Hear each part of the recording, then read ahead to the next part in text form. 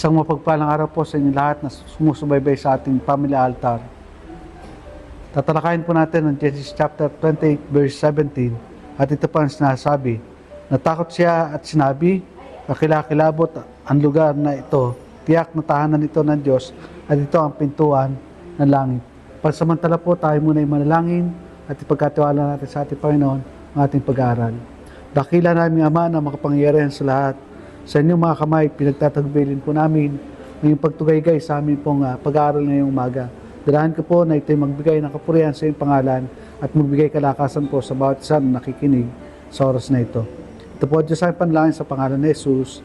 Amen. Ang Genesis chapter 28 po ay binuksan sa pamagitan ng pagpapala at pag-uutos. Kaya sa oras po na ito sinasabi natin na pagpapalain ng Diyos ang sino man sumusunod sa Kanya. Tatlong bagay po ang ating pag-aaralan ngayong umaga. Ayon po sa ating nabasa at nadinig.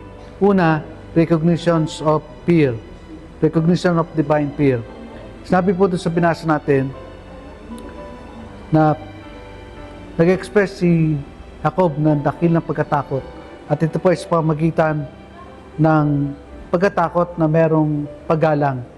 Hindi po siya natatakot because of he committed a sin, but because he respect and nagbibigay po siya ng paggalang sa ating Panginoon.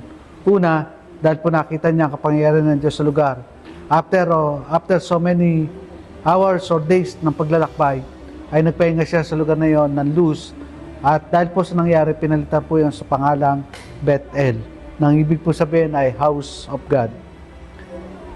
Tingnan po natin, mula po sa pagbabago, sa isang simpleng lugar, ito po ay ginawa na isang espesyal na lugar dahil po sa presensya ng Diyos.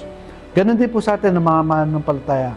Ang isang lugar ay nagiging perfecto at nagiging tama dahil po sa pagiging presensya ng ating Panginoon. Kaya ngayon pong oras na ito, dinadalahan ko na tayo ay maging kaulayaw ng ating Panginoon sa lahat po ng pagbabago na ginagawa niya para po sa atin. Pangalawa po, identifications of God's house. In-acknowledge po ni Jacob yung tahanan ng Diyos at ito po ay isang malaking bahagi ng pananampalataya natin. Bakit po? Dahil ang pagkakilala po sa bahay ng Panginoon ay dinedeklara ni Jacob during the time at ito po ay tinawag niyang Bethel. Kaya sinabi ko po kanina mula po sa pangalang Luz, pinalitan po sa Bethel. Pangalawa po, it symbolizes divine access and communion between God and humanity. Pinakita po ng ating pinag-aralan, pinakita po ni Jacob na naginip po siya all along the way habang siya ay nahihimlay at tutulog at siya ay naginip, nakita po niya mula sa kanyang lugar hanggang sa langit ay merong hagdan na paakyat at nakita po niya mga anghel na bumababa at umakyat doon. Ano po ang na-acknowledge po niya ang lugar bilang isang divine access na maaari natin maging daanan. Ang Diyos po nagbibigay ng mensahe sa bawat pagkakataon at kung kailangan. Katulad po kay Jacob, to encourage Jacob sa kabila po ng kanyang pinagdaanan ng mga problema, pinagdaanan niya na pagsubok against sa his brother ay nagkaroon po ng communion between God and humanity. Sa atin po ganun din ang ginawa na ating Panginoon Kristo.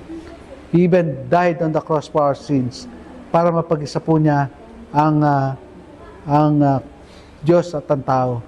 Kaya po mga minamahal, lagi po natin isipin, ang Diyos ay pag-ibig at dahil po ang Diyos ay pag-ibig, siya po nagbibigay sa atin ng pagkakataon, an opportunity para po makita natin ang buhay na wala hanggan. Pangatlo po, ay nakita ni Jacob ay portal to heaven. Ibig sabihin ng portal ay a great entrance, isang dakilang daanan papunta sa langit. Una, yung lugar po ay naging gate of heaven, ayon kay Jacob. Sabi po niya, marahil na nandito ang pintuan ng langit. Bakit po? Kasi nakita po niya yung presensya ng Diyos through His dream. Mga kapatid, lagi po natin isipin that our God is faithful at sa pamamagitan po niya, pinapakita po niya na ang ating pong kalangitan at ang kaginawa na makita po natin wherever we are, ano po ating ginagawa, ang Diyos ang nagbibigay po nito. It also symbolizing divine access and communion between God and humanity. Mga kapatid, sa bilang pagwawakas po, nais ko po sabihin that this year, 2026, Let us declare that the power of God manifests upon us. I am calling the attention sa Father out there. Mga tatay, kayo po ang dapat na spiritual leader na inyong sambahayan. Sa tatay po na matutunan ng kanyang tahanan ang pananalangin. Sa tatay po na matutunan ang pagbabasa ng Biblia. Sa tatay po na matutunan ng kanyang family ang pagsamba. Hindi po sa pamamagitan ng salita, kundi sa pamamagitan po ng gawa.